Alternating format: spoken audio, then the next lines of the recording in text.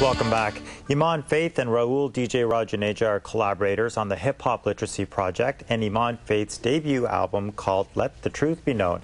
It's been holding steady at #6 on the charts in Canada since its release on March 11th. And here to tell us more, the two are in studio. Welcome to the studio, guys. Thank you. Okay, so exciting times. Let's start off with the album. #6 in Canada. I mean, I hear you're rivaling people like Janet Jackson right now in Canada. Tell us, it's been 10 years in the making, so to speak. Tell us about the album for you. The album is a great project. I mean, I got a lot of great people involved in it. We did our deal with Universal for distribution and depth. And, I mean, we got Snow on it. We got Freeway from Rockefeller. Kobe is the new Akon's new artist. The first single we did is Haven't Seen You Smile, featuring Mohit Rajhans and Big Psych, A Thug Life. And we're getting a lot of love from it. It's on much music, much vibe. It's on the radio. It's exciting. A lot of good things are happening right now for us. Now, you've always been involved in the community and sort of with Rahul as well. You guys are working on this hip-hop literacy project, and we hear about it a lot. So let's set the record straight. What is the hip-hop literacy project? Hip-hop literacy is basically something which we put together to involve youth who, you know, were very much into hip-hop and urban culture, but maybe just hadn't had that opportunity to really get into the lyrical side of it, you know, which is kind of why my company is called Lyrical Knockout, which is the power of words. So it was just a way to kind of involve, you know, books that were connected to movies, books that are connected to music, such as, you know, ones that musicians have written, like Tupac Shakur has a fantastic poetry book, which we've been using. And it's also been connecting with musicians and actors as well, you know, since lyrics are very important and words are a very important part of movies and you know, productions as well. So basically recording PSAs with the actors to play on the radio stations, giving away books, just doing a whole bunch of things to really involve kids a bit more than maybe they're used to. Right. And it's funny because people, when you say hip-hop and literacy, they're not synonymous. And I'll tell you, you know, back in the day, hip-hop was all about lyrics, right? You listen to the old-school hip-hop artists, you couldn't get away with just wasting rhymes and wasting lines. So how does that influence you as an artist? Do you find yourself catering more to the pop culture audience or the actual, you know, hardcore lyricist audience? I do what I do. I mean, I listen to all sorts of music, and I just get creative, and whatever comes out, when I feel that, it comes out. I try to get more lyrical. I try to get really deep on the lyrics, but you gotta do what the times want sometimes, and you gotta make that kind of music so people can enjoy, you know, they can understand. Because if you get too lyrical, it's kind of hard for everybody to hear what you're trying to say. Right. And I'm trying to get the message across. One of the beauties about you guys working together is it's you know, it emulates what Canadian culture is all about. You have very distinct backgrounds, and you're working with very distinct people as well.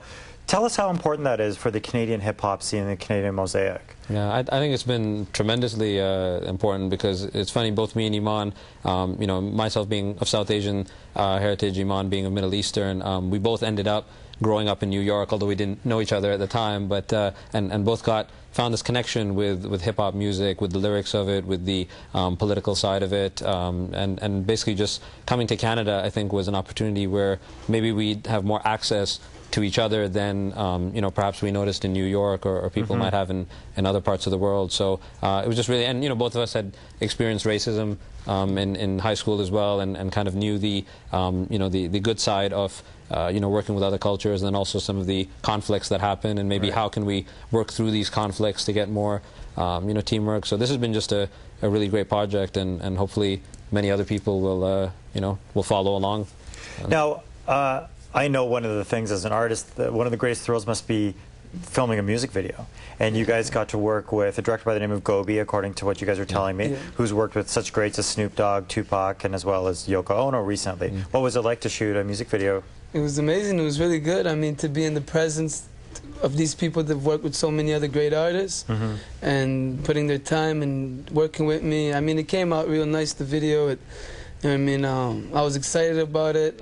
We got Thug Life on it, Mohit Rajhans and Big Psych, which they've worked with Gobi before, I think. Yeah. They did, and it was just a good connection, because when we actually met, they're like, you know, we didn't do work until you came in, you connected all of us, so it was all love. It was good. Okay, so I have to ask this because I noticed that, you know, back a while ago when I would roam around Square One, we were buying $4.99 12 inches. There were very few South Asians sort of interested in hip-hop. Yeah. But now it seems like there's a lot.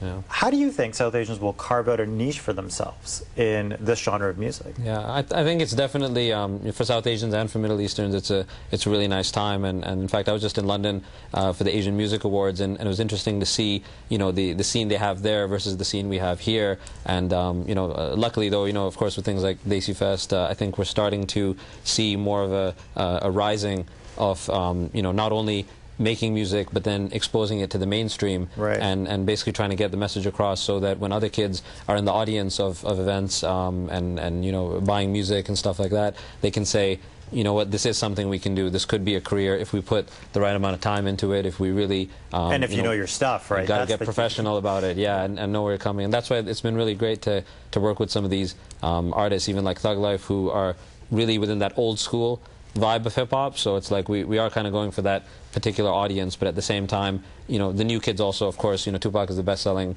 rap musician of all time, so they still know what's going on, and I think it's been great to kind of see South Asians, some have been going on that conscious vibe, others have been going on more of the pop vibe, and even Middle Eastern artists as well, so it's great times. Yeah. So this is the album. We're going to show a clip from the video. Drop the plug. Where can people check it out? Log on to www.imaanfaithmusic.com. There's info, everything is there. There's news. You can watch the video on YouTube. Just put in Imaan Faith. I got a whole bunch of videos. Everything's on the website. You check it out. And stay in touch. Album is in stores. Great. Let the truth be known. HMV, Best Buy, Sunrise, everywhere. And of course, lyricalknockout.com. Yeah, we got to plug that. I think you posted on hip hop literacy, and we've been doing a lot with the Nelson Mandela School in Regent Park as well. Perfect. Me and Imaan have been doing things, so keep posted and keep lots more to come. Great. Yeah. Well, thanks a lot for coming in, guys. We're gonna leave you with a clip from the video, and there's much more obviously coming up on the show. So please stay with us. And here's a look at Imaan's debut video. Haven't Seen You Smile, which will be screened at Real World 2008. It's the first South Asian and Middle Eastern urban music project in Canada, and we're glad we had them in studio. Here's a look at the video. Big sight, we represent Thug Life, Imaan Faith.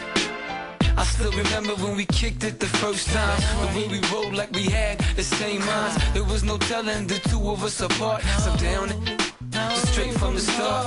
Now I'm sitting reminiscing in the dark, talking out loud like, homie, you my heart.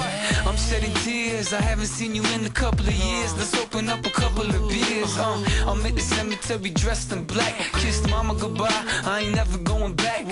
I tell myself, life goes on, yeah, no matter what, gotta maintain and be strong. Retaliation for them busters that did you wrong, we gon' get them at the end of this very song. Now close your eyes, come and ride with me, come take a hit off that and get me. I haven't seen you smile in a while. Feels good when I see you facing the child. Man, if you was here, I wouldn't be so wild. Got me going crazy, living in denial. I haven't seen you smile in a while. Feels good when I see you facing the child. Man, if you was here, I wouldn't be so wild.